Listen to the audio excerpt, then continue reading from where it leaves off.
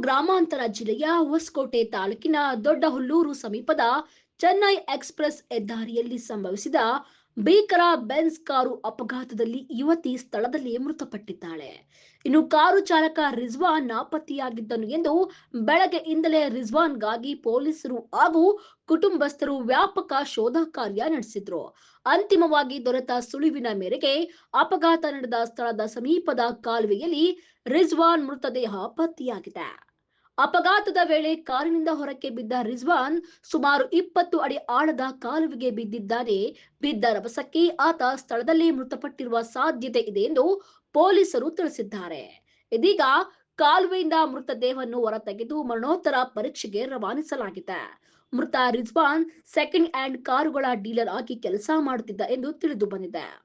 ಇನ್ನು ಹೊಸಕೋಟೆ ಪೊಲೀಸ್ ಠಾಣೆಯಲ್ಲಿ ಪ್ರಕರಣ ದಾಖಲಾಗಿದ್ದು ಅಪಘಾತದ ನಿಖರ ಕಾರಣದ ಬಗ್ಗೆ ತನಿಖೆ ಮುಂದುವರೆದಿದೆ.